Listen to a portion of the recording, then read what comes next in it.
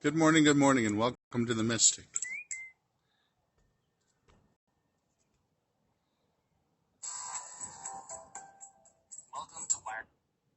As I've stressed in my productions, is an experience.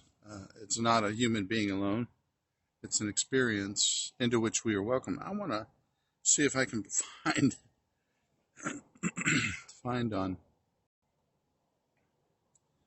on my YouTube here.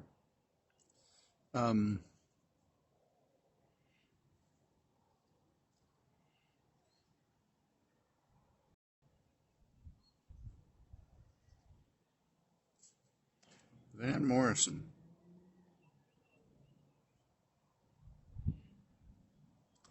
How do you like that flower behind me, huh? Good morning, bald eagle.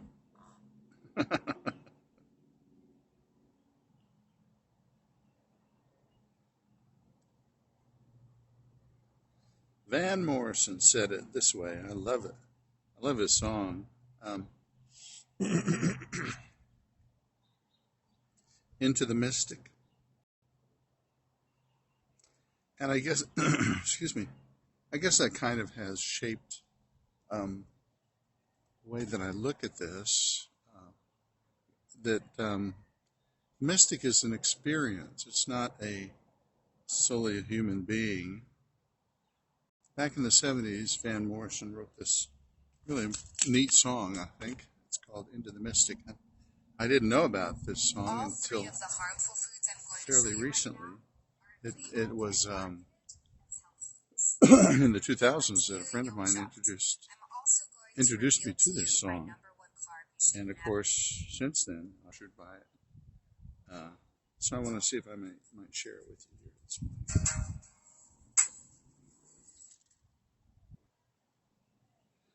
You're still playing it, by the way.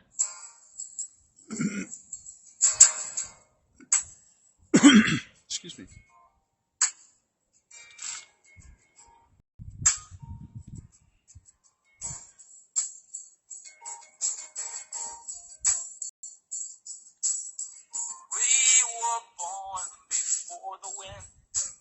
I don't know what that means.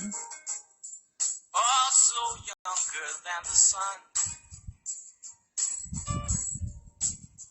The bonnie boat was one as we sail into the mystic. Yeah. Now hear the sailors cry. The sailors cry. Smell the sea and feel the sky. Feel the sky. Let your soul and spirit fly. Let your soul and spirits fly into the mystic. I love it. I love it. When that foghorn blows, I will be coming home.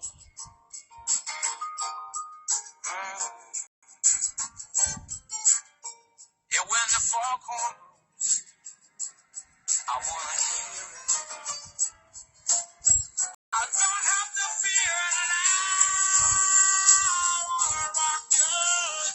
I want to rock your gypsy soul, baby. I want to rock your gypsy soul this morning.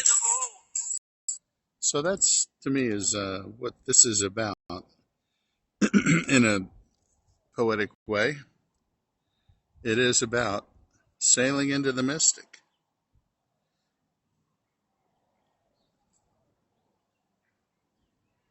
And so I'm thinking this morning, what does all this have to do with relationships? What does the mystic have to do? How does the mystic, living in the mystic, affect your relationships with each other? Well, I've got to call up my Kindle again, excuse me, being delayed. But think about that. How does living in the mystic affect your relationships day in and day out? Let's look at that a little bit together. I want to call up a poet named Tukaram.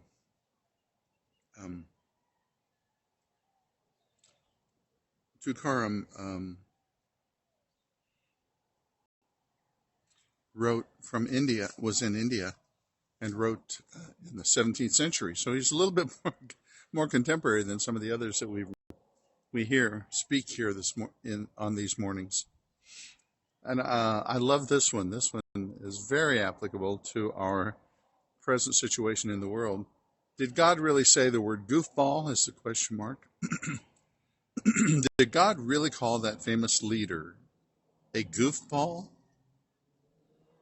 If he did, no need to worry about God anymore. He is doing just fine. And we are a lot better off than I earlier suspected. Did God really call that famous leader a goofball? Choose a leader, any leader. Who might come to mind? That would be called, worthy of being called a goofball. Actually, that's a very kind word, isn't it? And if God called him or her a goofball, then we're in good shape. We're better off than we think we are. And God is in God's place.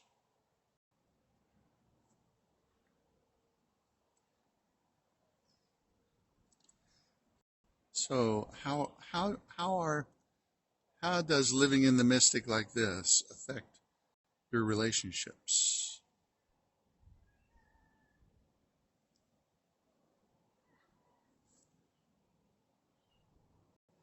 How could a lover fall? This one's entitled Tukaram, 17th century in India.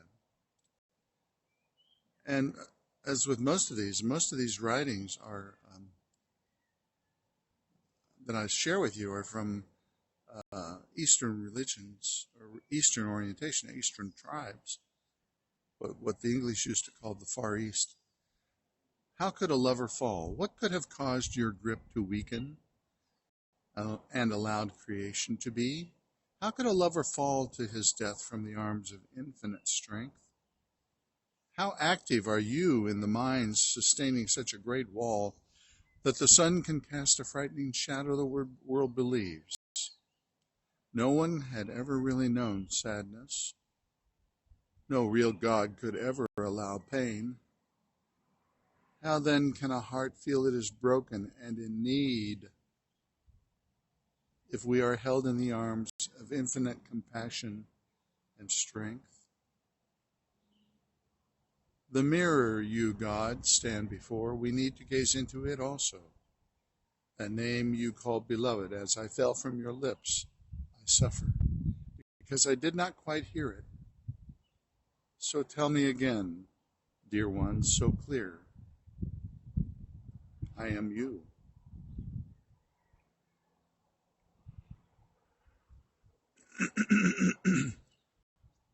This mystic is an experience of being related to the eternal, really deeply, intimately related to the eternal.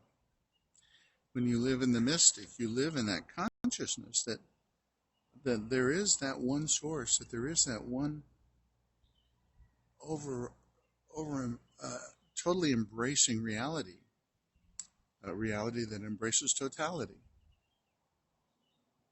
This poem from Tukaram in India, 17th century, is called The Source. God has never really spoken, though a thought once crossed God's mind. It is the echo of divine silence. We hear the birds sing, and that is the source of all we see and touch. It is the echo of divine silence. We hear the birds sing, and that is the source of all we see and touch. The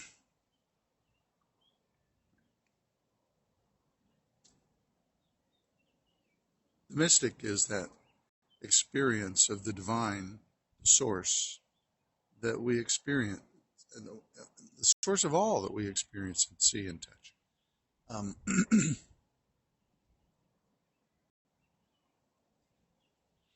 I have likened it to the word infusion, and I've never done this, but I've experienced it. When a bottle of vodka is soaked, when seeds are soaked in vodka, or when fruit is soaked in vodka, the vodka takes on that flavor.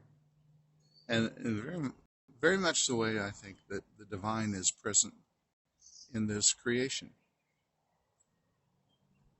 The whole of creation is infused with the flavor of God. And when we drink of creation, when we pull it in, when we drink deeply of the beauty and the wonder of every human being in our midst, we drink also of the infused flavor of the divine. So how does this living in the mystic affect your relationships? That's what I'm wondering this morning. How does living in the mystic affect our relationships?